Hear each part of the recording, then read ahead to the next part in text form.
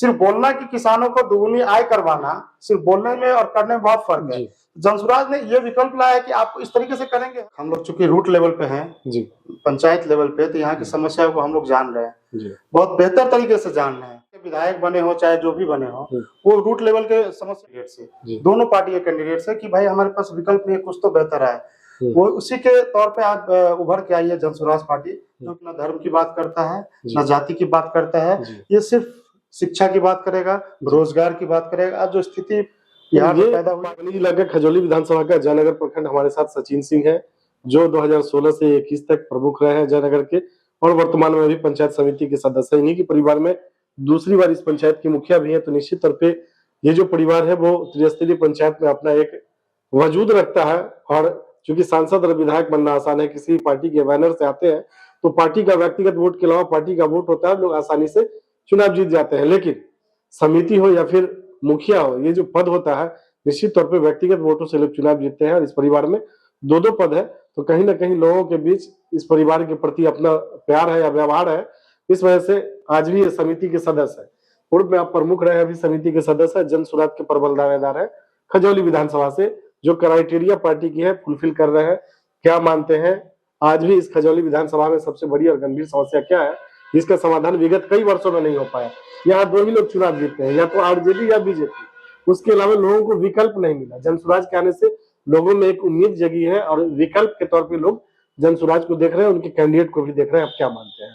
सबसे पहले तो आपके चैनल के सभी दर्शकों को मेरा प्रणाम। आपका सवाल जेन्युइन है।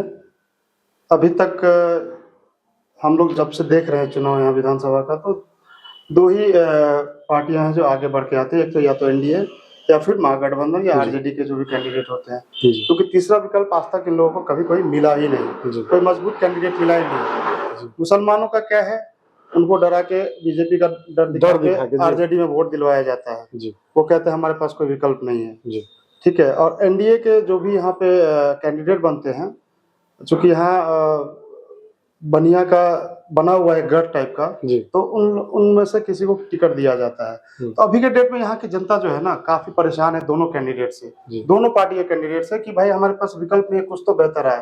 वो उसी के तौर पे आज उभर के आई है जनसुराज पार्टी, जो कि सिर्फ 6 महीने की पुरानी पार्टी है।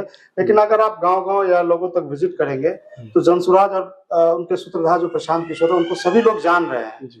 तो जब एक 6 महीने पुरानी पार्टी को अगर लोग जान रहे हैं, तो जाहिर सी बात है अच्छा विकल्प के तौर पर जनसुराज उभर के आ रहा है। और यही विजन को देखते हुए, प्रशांत किशोर जी के विजन को देखते हुए हम लोग इस पार्टी में आए। चूंकि हम पहले बीजेपी में थे, उसके बाद वहाँ कुछ बेहतर नहीं हो रहा था, वही घिसा पिटा जिंदगी चल रहा था सबका, चुनाव जीतना है बस, उससे ज्यादा कुछ बेहतर जो आम आदमी के लिए सोच थी वो किसी पार्टी में नहीं थी। जो आखिरी पंक्ति के लोग हैं उनको मुख्यधारा में कैसे लाया जाए, इस पे बात नहीं होती थी। बिल्कुल, यही कारण है कि बहुत सारे लोग जो बाढ़ की तरह जनसुराज से जुड़ते चले गए, जुड़ते चले। आज जनसुराज एक इतिहास रची है कि पार्टी सभी कोई ना कोई पर्टिकुलर लोग मिलके बनाते हैं, लेकिन जनसुराज ही ऐसा पार्टी है जहाँ लाखों लोग वहाँ जमा होकर पार्टी का गठन किया और अनाउंसमेंट हुआ था 2 अक्टूबर को। तो ये इसका इतिहास गवाह है, सभी लोग जानते ही हैं। तो जनसुराज बहुत ही मजबूत विकल्प के तौर पे आया है, क्योंकि ये न धर्म की बात करता है, न जाति की बात करता है, ये सिर्फ शिक्षा की बात करेगा, रोजगार की बात करेगा। आज जो स्थिति यहाँ पैदा हुई है, सामूहिक प्रयास से काम करना चाहते हैं। बिल्कुल, इसका स्लोगन ही है, सही लोग, सही सोच और सामूहिक प्रयास। सामूहिक प्रयास में सभी आते हैं, सिर्फ पार्टी के आला कमान प्रयास करने से नहीं होगा, जनता को खुद सामने आना पड़ेगा। लोगों अपनी समस्या को देखते हुए बेहतर विकल्प की तरफ खुद जाना पड़ेगा, तभी बिहार बदल सकता है। जनसुराज ने बिहार को विकल्प दिया है और ये अब जनता की जिम्मेदारी बनती है कि इस विकल्प को मजबूत करे। कहीं ना कहीं जनता को ही आगे आना पड़ेगा। पार्टी के आला कमान एक मुट्ठी भर होते हैं, लेकिन जब पूरा सैलाब जनता का उभर पड़ेगा बदलाव के लिए, व्यवस्था परिवर्तन के लिए, तभी जाके यहाँ बिहार में व्यवस्था परिवर्तन होगा। जनसुराज का ये मकसद नहीं है कि कुछ विधायकों को जीत के हम सरकार में आ जाए।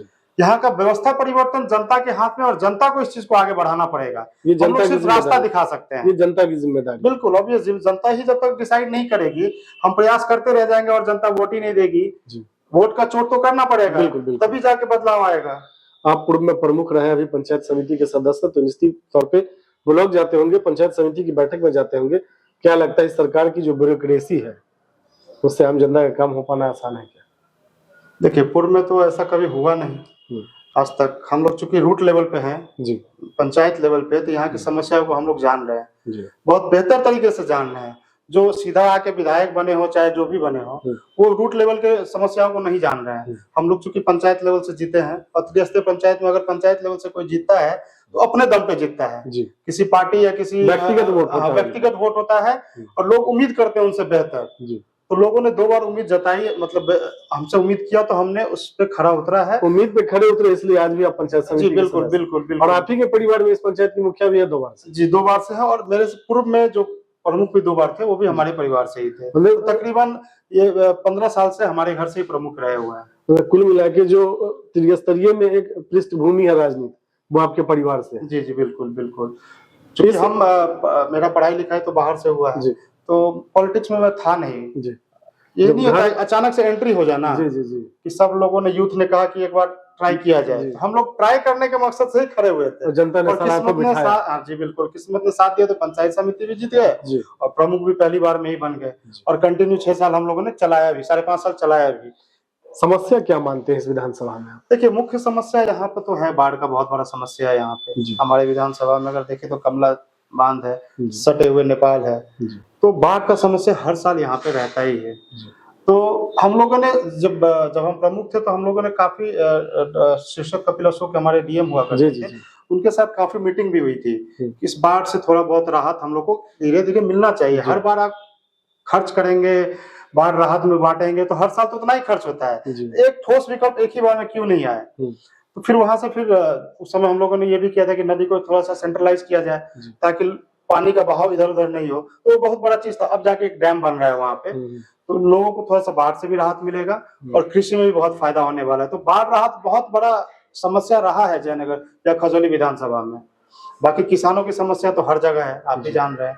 तो उन सब चीजों पर अब जनसुराज ने जो चीज बातें रखी है, जो विजन है उनका, हाँ, जो 5 मुद्दे उससे हैं। किसानों को बहुत ज्यादा फायदा होने वाला, बहुत ज्यादा फायदा होने वाला है।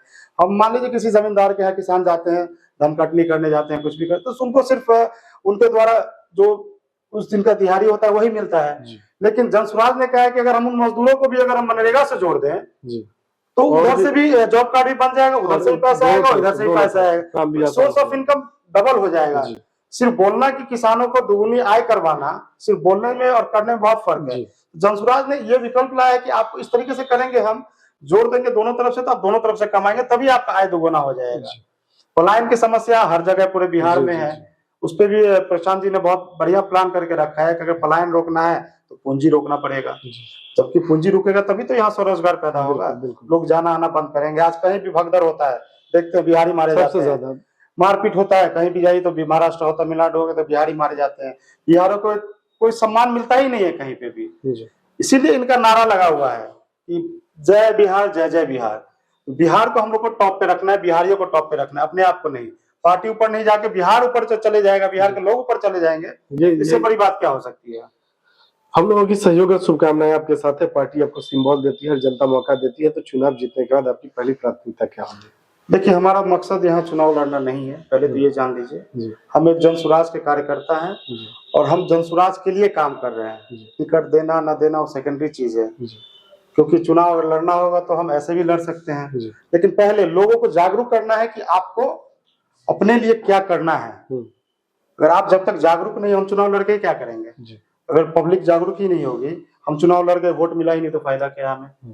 तो पहले लोगों को जागरूक करना है। लोग जब जागरूक हो जाएंगे कि नहीं, अब प्रशांत किशोर के विजन के साथ चलना है, उसके बाद पार्टी डिसाइड करेगी जिसको देना है, नहीं देना है। हम वैसे आज भी काम कर रहे हैं जनसुराज के लिए, कल भी करते रहेंगे। यहाँ की जनता से आप क्या अपील करेंगे? ये अपील यही करेंगे कि आप जागरूक होइए, जाति धर्म से दूर हट जाइए, क्योंकि वोट करते टाइम अगर आप जाति धर्म पे जाएंगे तो जो हाल अभी है वो आगे भी रहेगा।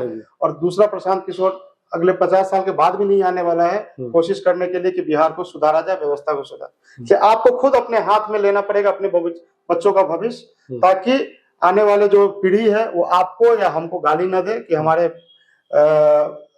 पहले वाले पीढ़ी ने हमारे लिए कुछ नहीं किया, ऐसा कोई नहीं बोले। बस यही कि जागरूक होइए।